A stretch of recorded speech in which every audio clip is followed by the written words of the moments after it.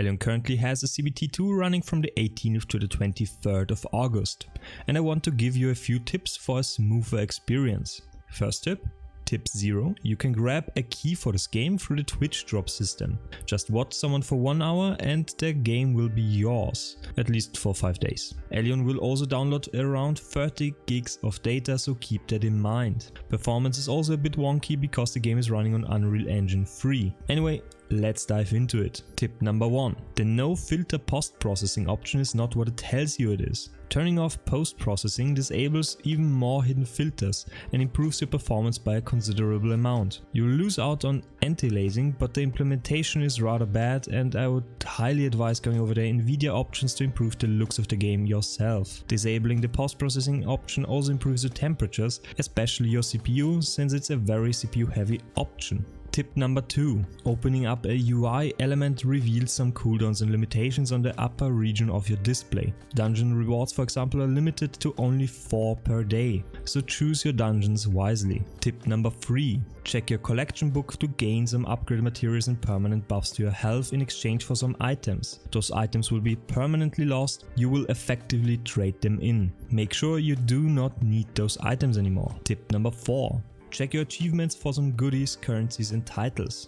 It's not much, but every bit counts, especially early on. Tip number 5. Opening up the runestone menu lets you level and upgrade runestones as well as socket them into your gear. Runestones are split into 6 different categories, each providing you with different boni at different levels. For example, red runestones increase your assault attribute. This attribute focuses on improving your damage output. They also increase the amount of skill points you have available, so socketing them into your gear is essential and always a great idea.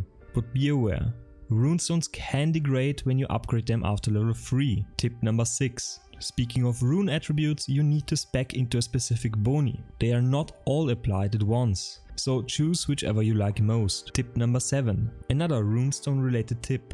You can get a bunch of tier 3 runestones early on at level 35 and 36. You'll get a yellow quest series that will want you to go to the training grounds accessible through the Hall of Fame menu. There you will find a class trainer that lets you fight an NPC in a 1v1 battle. Completing this will reward you with yellow runestones that can be socketed into your gear. The best gear for this is a blue offhand with 6 sockets that you will acquire early on through the main story. Tip number 8. Claim your attendance and playtime rewards. Those will give you goodies to try out the cash shop, get items like XP potions to progress faster into endgame and try out more things. Those rewards are tailored towards us trying out the game and getting to endgame faster, so don't expect us to get those during the launch of the game. Tip number 9. You can open a special menu with the Y key. Those are challenges that can be completed and claimed to get a specific reward. For example, rune powder to upgrade your runestones, gold and additional runestones. Tip number 10. You can sprint by double tapping your W key. This can also be used on your mount to increase its speed immensely.